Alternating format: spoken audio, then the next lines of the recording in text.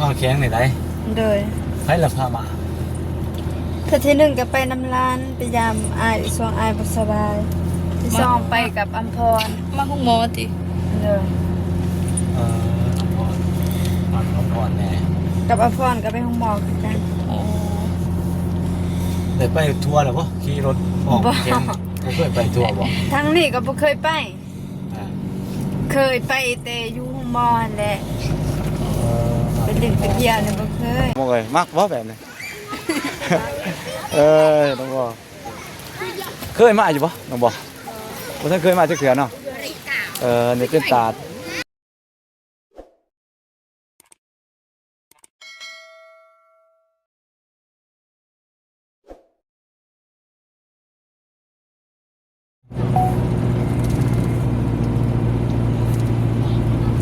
เสียกองแล้วมาเลย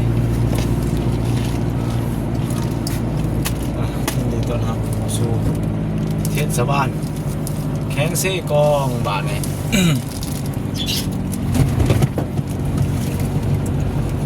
มันก็ว่าอย่างนี้ป่ะบอกเนาะจักคือกันก็มาเห็นคนบอกว่าเล่นน้ำเล่นในฝนฟ้าแล้วว่าเข้าบ้านไหนบ่บ้านไหนมันยังตั้งรับบ่ไรบ่บ่จะมีอันนั้นคนเล่นหนักบ่อ่างน้ำมาอย่างมันจะหอดใจกลางเมืองนั่นเป็นชาติเมืองเลยเขาไปในทางอื่นเขาลงตัดแฟกเซกอนไอ้ส่วนหลายลงตัดแฟกกอกครัวตัดหัวก้นเข้าไปเขาไปร่วมตัวกันอยู่คนนั้นน้องไปบ้าง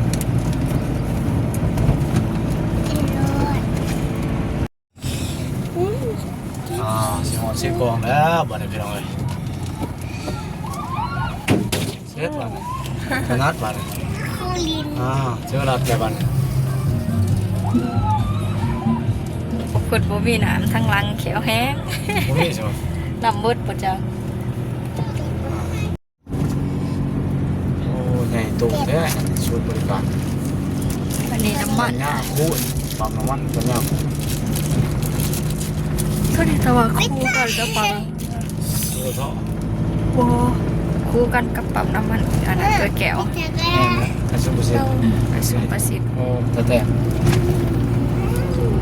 ใกล้เลยปตทย่างใส่น้ำมันปตทจากซีมีหรือบ่กระสวน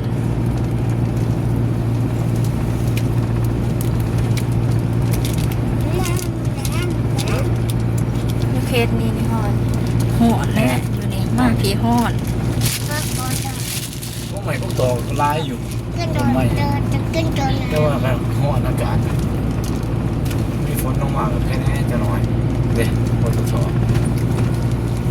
ใส่น้ำมันก่อนมันปตทป่ะอะไรปตท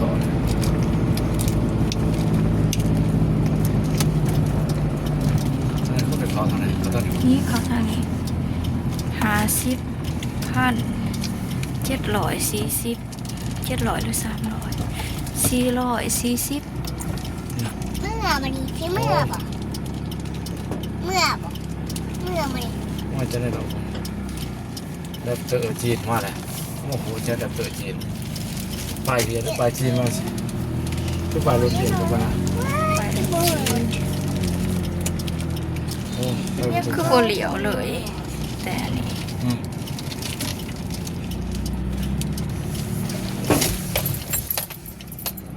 เขานี้เลยรถอยู่ประจำยังขั้นบดเขาก็โผล่ให้ห้องไปเลยทางมันจะถึงบอกอาชีหอดเช็คกองเลยพี่น้องเอ้ยบานเลยโอ้คือบางทีมีอ่ะเพื่อเช็คกองก็ได้บานเลยทางก็ได้บอกไปทางไหนก็คือว่าบนทางมีดมองไปเด็ดเปียกเลยนี่เขาก็เริ่มออกทางแล้วกำลังเริ่มนี่ก็เมื่อยเพราะเรามาจากไหนเมื่อยแล้วลิ้น2 มือเลยเนาะ2 มือติดมือที่3เลยก็ยันกล้วยอีก2 มือเขาลิ้นได้วันที่11ฝนเอาแต่กินเหลียงเด้กินมาเลยโอ้ พูน นี่แต่วัยรุ่นบ้านนี่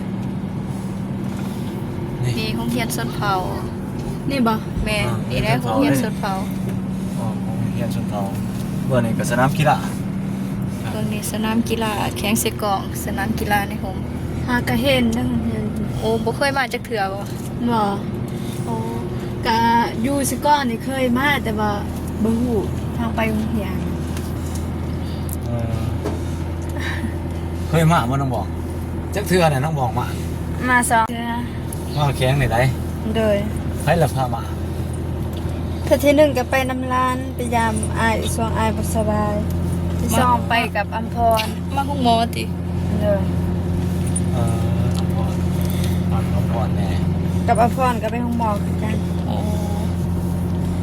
ได้ไปทัวร์แล้วบ่ขี่รถออกแข้งบ่เคยไปทัวร์บ่ ทางนี้ก็บ่เคยไป อ่า เคยไปแต่อยู่ห้องหมอนั่นแหละ เออ ไปเล่นตะเกียบเนี่ยบ่เคย บอกเป็นครั้งแรกที่ได้มาเที่ยวแข้งเสกองคิดว่ามาบุญช่วงเหือหยังบ่ได้มาบ่บุญช่วงเหือ ส่งบุญส่งเหือ น้องเลยน้องมองกับพวกเขาได้ไปไซคือว่าแหละอยู่บนขนาดบ้าพวกเองก็ส่วนไหนมากก็มาในเวียกรัฐการพี่น้องเอ้ยมาเวียกการมาเวียกอยู่แผนกศึกษาแข็งบ้าพวกมาประสานเวียกประสานงานมาแต่ว่ามาท้องมาเที่ยวกับพวกเขาได้มาพี่น้องเอ้ย เอื้อยเกิดกับนี้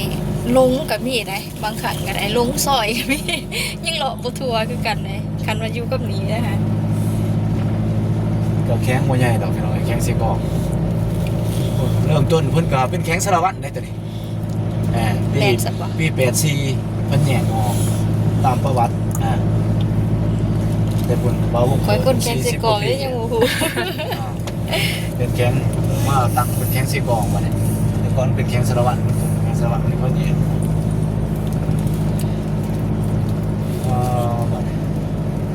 ทางก็ว่าเรียบดีอยู่ทางบนนี้ ทางนี้มันรถบ่หลายสาเหตุสิให้มาทางนี้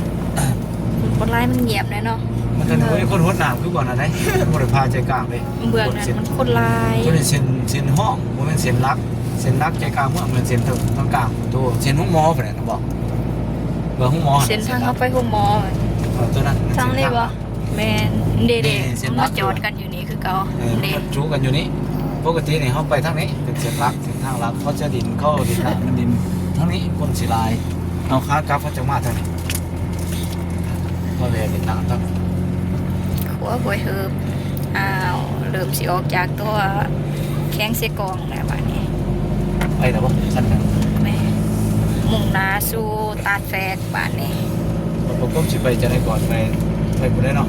เราก็เมื่อเฮือนได้ก่อน ไปเฮ็ดไปวัดก่อนบอก แม่นเราก็สิเมื่อเฮือน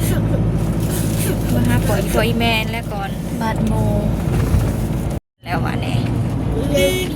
แต่แล้ววิทย์นี้ก็แม่นหอดได้วันนี้ว้ายแซมอนมีกระทงแกงกันวันนี้ มาเลยวันมาเลยบอก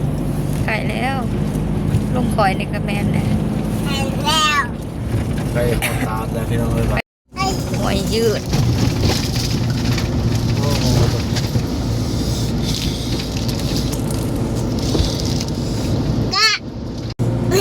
ตัดถึงกับตัดหัวคนกับตะกี้เพิ่นไว้หัวเสียงเมียงเด้อยู่หันมันมีกล่องมีข้อมีหยังมีกล้องมีของบ่อยู่ในกล่องตาดหั่นมันเป็นถ้ำเข้าไปอยู่หัน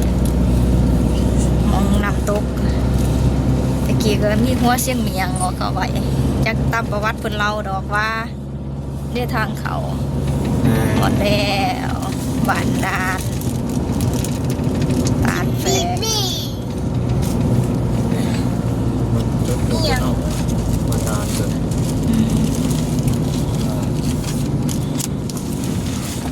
นักบาท นี่นม เอาวัน หันบ่ไป เดไปเขาตาดแฟก นี้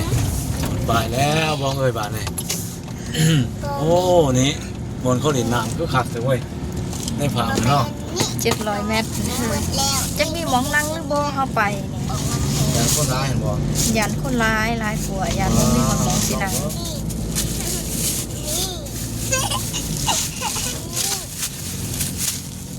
เก็บขยะได้ลูก นี่จะทุ่งให้ทุ่งละไปเสร็จแล้วต้อง อืม นี่ก็ได้นี่ก็ได้ เรื่องสองเรื่องครับเรื่องอะไรบ้างโอ้โหตอนนี้เนาะ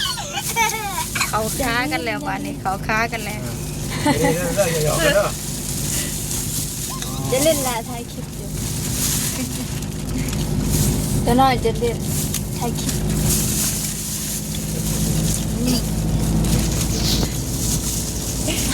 เด็กๆพูดทั้งหลัง ร้าน ก็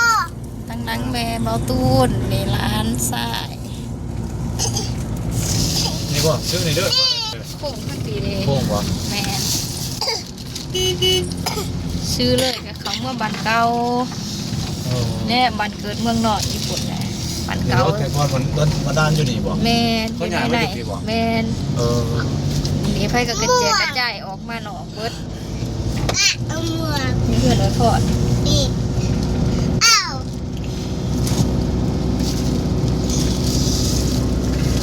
เข้าบรินน้ำเนอกแถวนี้ที่เป็นเมืองแห่งเพื่อนเขาทำยังไง นี่ก็เห็น พี่น้องเต็มหมดแถวนี่ ที่แต่เพื่อนพี่น้องนะแถวนี้ พี่น้องนี่ทาง บ้านได้หนึ่ง บันดาล มาด้านที่ พี่ มา บันดาล แมน มันมีสอง อันนี้สร้อยเขามาในบ้านซื้อๆตัวนี้ปูนเขาอยู่แถเขาอยู่ไซท่า อ้าว ทางเขาไปซื้อเลยนี่เขาบอกเขาโมเดลเข้ามาเนี่ย มีแต่ว่าบ้านเดียวบ่บันดาล แมนวันเดียวกว้างกวาง มืด วันไหนเลยซ้ายบันเก่าแล้วถึงเนาะ แมนตัวดีไซน์บัตรเก่าโอ้แสดงว่ามีรถบรรทุกหลายเด้ออยู่แถวนี้เด้อ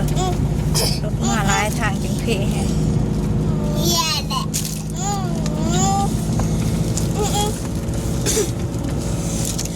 นั่น ไก่หอดแล้ว อ่า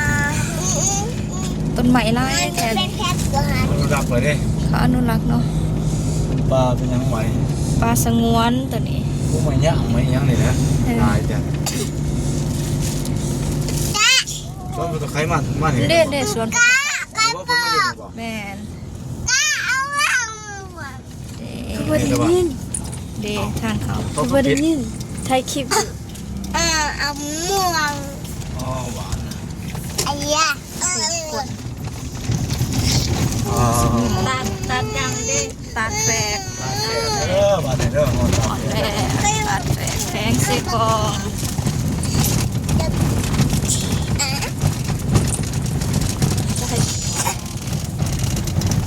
โบราณ ฮอดแล้วพี่น้องเอ้ย กะแม่ม่วงนมมา อ๋อนี่เนาะ นมที่บ้าน ยี่ดึกเด้อเด้อเขาสิเป็นจอดรถใช่ไหมโบราณ จอดอยู่ใส่จัง เอา สิบ ม่วงก่อนม่วงก่อน เจ้านี่กัน เนี่ย นี่เนาะ เดตัด อาหารพูดอยากกินตัดฟันตัดฟัน นี่ตัดแฝกลูกโมเมนตัด ตัดเฟสมันมามักไปตัดเฟส โบราณคนไปใส่บัตรละ มันมีพุทธไหม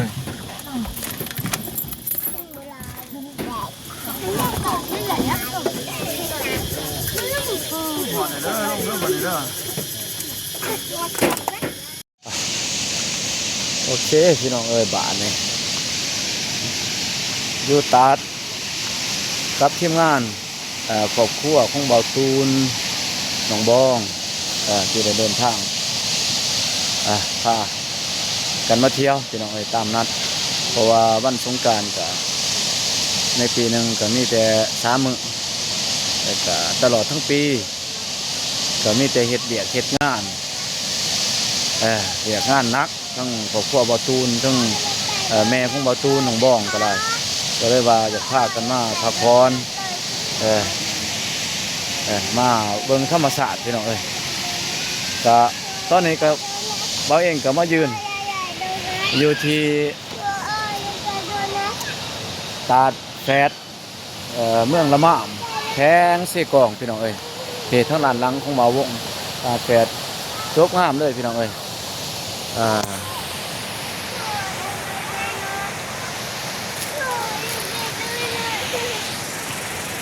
ฮะพี่ น้ำตกตาบลงมาพี่มีบ้างให้ร้อยพี่น้องเอ้ยก็สิเลิกเติบสำหรับเล็กน้อยนี่ก็ตรงนี้มีผู้ใหญ่ติดตามเบิ่งยันว่าเป็ดมันมีมอนดึกยันว่าเป็ดตกลงหันพี่มาทางพี่ละบาทนี่โอ้โธ่บนกระตูบกระตีบหลายแต่กระตูบบนผักบนเสาก็หลายอยู่พี่น้องเอ้ยนั่งเป็นจุดเป็นจุดเป็นตุ่มน้อยๆแต่ว่าคนขนคางบ้างมานี่มีแต่เสียงน้ำตกธรรมชาติแต่ว่าผู้คนบ่เห็นมาว่าเป็นจะได้มาจะได้พี่น้องเอ้ยว่าเองก็สิมาเบิ่งทางพี่เพิ่นก็มีอาหารเพิ่นสิมาถามว่าเพิ่นมีเมนูแนวไรเนาะให้สั่งให้กินเนาะเงียบกิ๊บเลยพี่น้องเอ้ยมีอาหารจะได้แน่เนาะทางนี้เนาะไปบ้านลงคอยกับโป้ต้องเป็นตะเมินเถอะเนาะประตูนอกแมนร้านเขาลบเมื่อกี้นี่ พี่น้องเอ้ยต่อจากคลิปของบ่าวตูนโอ้ทีมงานเฮาตะวันก็เฮ็ดคักอยู่ได้เนาะเพิ่นเนาะเป็นเต้นน้อยๆแน่นี่พี่น้องเอ้ยว่าคักอยู่ได้ มันของคนเองนะเนี่ย แม่น มาแล้วนะ เขาสินั่งอยู่ไสล่ะ ปิดเพลงมาเล่นน้ำด้วย ป้าบาดในดินน้ำเลยเด้อบาดนี่คนน้องบ้องก็เล่นน้ำเลยหวยน้ำบ่เลิกบ่น้ำบ่เลิกบ่เบิ่งไหลมาได้หาเหล็กหันเอ้ยมาหาเหล็กหันเด้อน้ำเลิกเลยลูกเล่นน้ำแล้วบาดนี่โอ้ยเนาะระวังเด้อเล่นน้ำพวกโอ้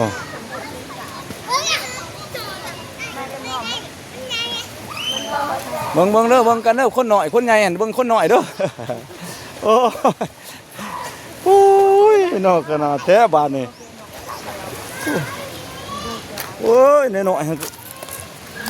คักแท้ๆเว้ยเบิ่งดูเบิ่งหลานเด้อโอ้พุ่นแล้วสิไปเลิกเด้อย่านพุ่นลูกสาวกับลูกชายพุ่นพวกด้านๆนี่แล้วสิไปเลิกแล้วดูเด้อย่านเด้อน้ำนี่ก็แค่แน่อยู่มันไหลผ่านมันสิบ่คุณคือน้ำอยู่ตาดเมื่อวานนี่เนาะตาดที่อังค่อนข้างจะ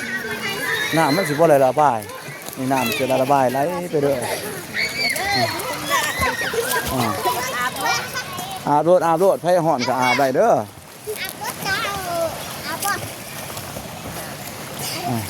อาบได้ไผได้สิอาบนี่เบิ่งเล็กน้อยเด้อผู้ใหญ่เด้อต้องอาบแล้วก็เบิ่งลูกเบิ่งหลานนำนี่น้ำจะน้อยเดี๋ยวจะกินข้าวเพิ่นก็ยังสั่งคงกินมาอยู่เด้อnày rồi dầm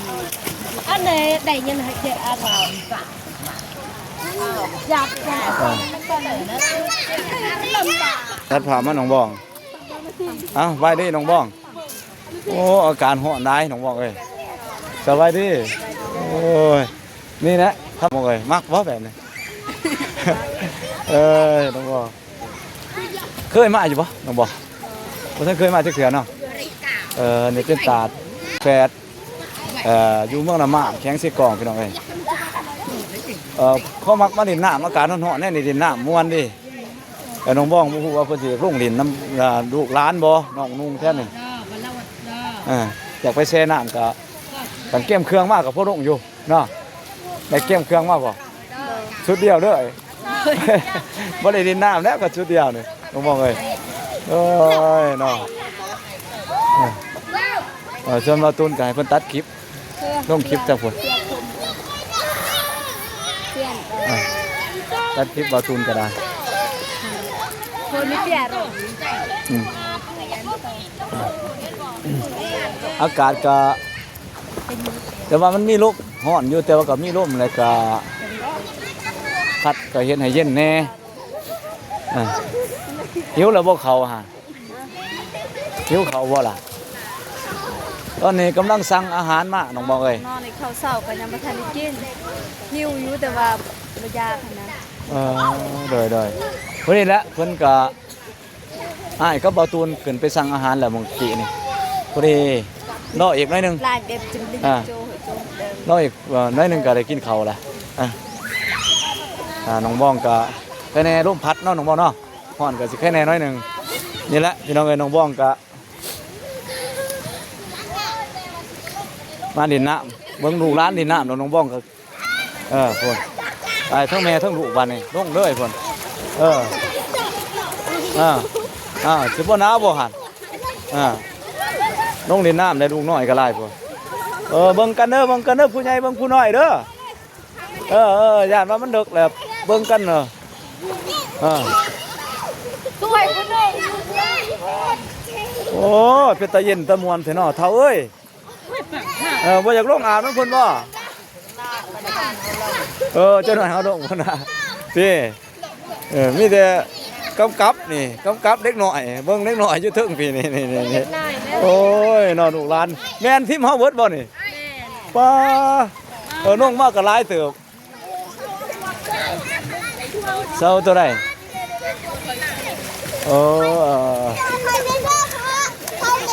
เซาให้ไผล่ะเวลาเขาวิวบ่เอาเดี๋ยวพอสิไปเซาเอาเครื่องพุ่นเบิ่ง2 4 6 8 10 12 14 16 18 20กว่าคนพี่น้องเอ้ยป้าโถ18 20 22 23 24คนเบิดหมู่คณะบัดนี้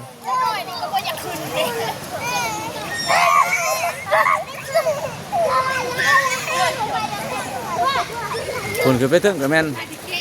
เป็นตู่เป็นพรามแต่ว่าคนค่อนข้างบ้างบ่หนาวหูหนาตาปานใดบ่คือบ้านนี่ไปที่ตาดเนื่องแล้วก็ตาดฟ้าน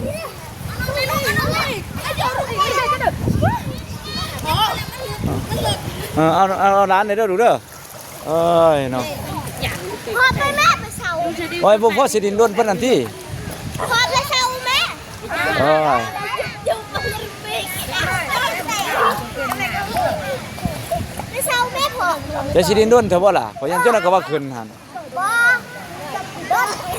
เจ้านายก็คืนกินข้าวแล้วจังไปเซาตอนเฮากินข้าวแล้วจังไปเซาดุ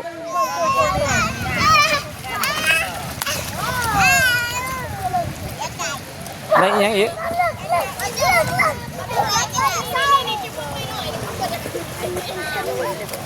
เอาน้องเบ้าตูนก็คืนได้นะร้านเบ้าตูนนี่เอ้า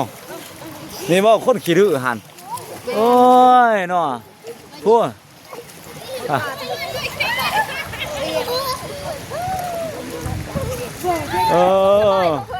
เบิ่งไรหั่นเอ้ยเบิ่งไรเดี๋ยวสิเอาลูกออกไปใกล้ที่หั่นผมน้อย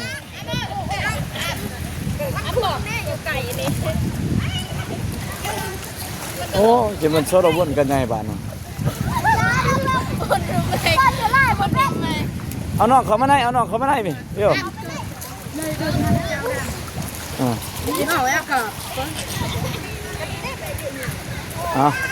บ้านปกครองครอบครัวให้เพิ่นผ่อนคลายสบายใจแล้วก็บ่เครียดแน่พี่น้องเอ้ยมีแต่อยู่บ้านอยู่เฮือนหลายก็อยากมาผ่อนคลายอยากมาบ่ให้เครียดบ่ให้ซีเรียสบ่ให้ก็มาพักมาผ่อนอาบน้ำเย็นๆอย่าสิไปใกล้แล้วดูเด้อเด้อทางพุ่นก็ลงไปติดตามเดี๋ยวสิพาไปสำรวจเบิ่งตาดว่าเป็นจังได๋ทางพุ่นกาเกียมเด้อกินข้าวเด้อบังสิพา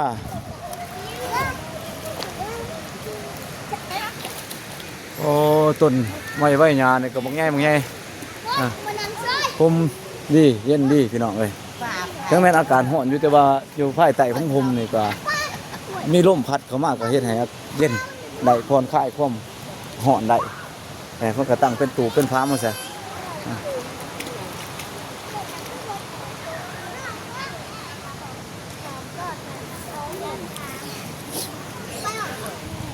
ถ่ายอีกจะข้าวเดี๋ยวอาหารมาแขกคนก็เริ่มทยอยมาแล้วพี่น้องเอ้ยคนเริ่มทยอยเข้ามาเที่ยวดินน้ำกัน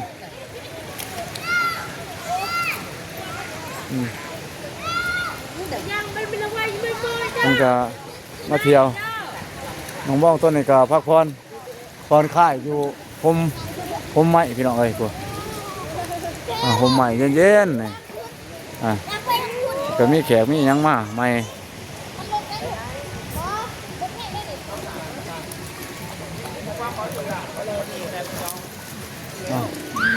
เดี๋ยวเพิ่น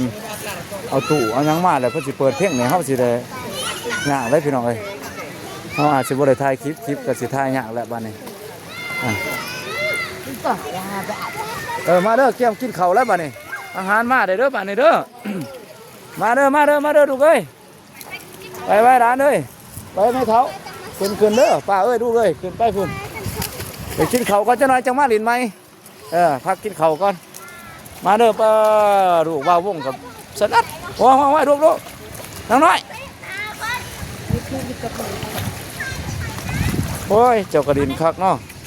นี่นะอย่าหน่อยนี่นะยังเป็นน้ำมูล โอ้ยลูกเอ้ยโอ้ยลูกเด้ตายบ้านนี้โอ้ยลูกเอ้ยเด้อไปขึ้นมาลูกมาโอ้ยลูกสาวว่าวงกันไปลูกไปเด้อกินข้าวแล้วก็ติลูกยังลงดินใหม่พักผ่อนก่อนกินข้าวกันไปลูกไปลูกไปขึ้นมาสิขึ้นมาน้ำพอไปลูกไปมาเด้อลูกเด้อมาดูเนอะไปดูไว้ขึ้นกินข้าวก่อนแล้วเลี้ยวลงดินใหม่ไว้ดูไว้โอ้ยขันในดินในกระถนัดเว้ยไปกินข้าววันนี้พี่น้องเอ้ย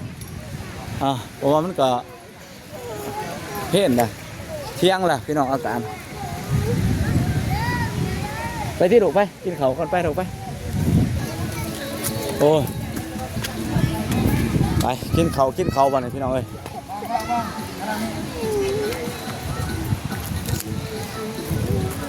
ไปมากินข้าวใช่เลยบอกอายไปใช่เลย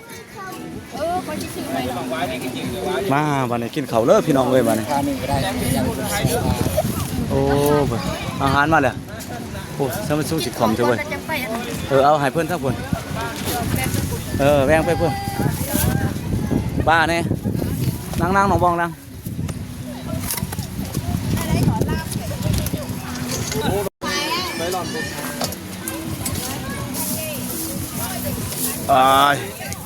ย่างละแกะเครื่องอะไรเท่านั้น มันเย็นได้บ่กินข้าวกันนี่เอ้ยเอาไว้ดีที่ดุโอเคยังดีโอเคจ่ายเงินก่อนด้วยสิบินประตูนมีแต่ถือไลฟ์ไปไหนประตูนพอดี1 ล้านกับ 5,000 1 ล้านกับ5,000กับหารกระมาไหนแล้วได้กันแล้วเดี๋ยวน้องกำลังบ้องใจแต่มันนั่นที่แชร์กันประตูน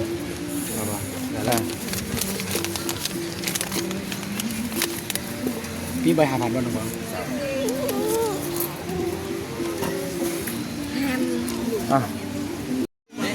กินข้าวเลยพี่น้องเอ้ยกินข้าวนำกันกับบ่าวตูนน้องบองแล้วก็บ่าววงแล้วก็ครอบครัวบ่าววงครอบครัวทั้งบ่าวตูนเฮ็ดเป็น2จุพุ่นพี่น้องเอ้ยโอนทีมงานจุนึงอยู่พุ่น10 กว่าชีวิตรวมเบิดซาปายเลยบ่าวตูนซาปายบ่ทั้งหนูทั้งผู้เล็กคนน้อยนำหั่นน่ะนับเบิ่งปะโทสมควรไปกินข้าววันนี้พี่น้องเอ้ย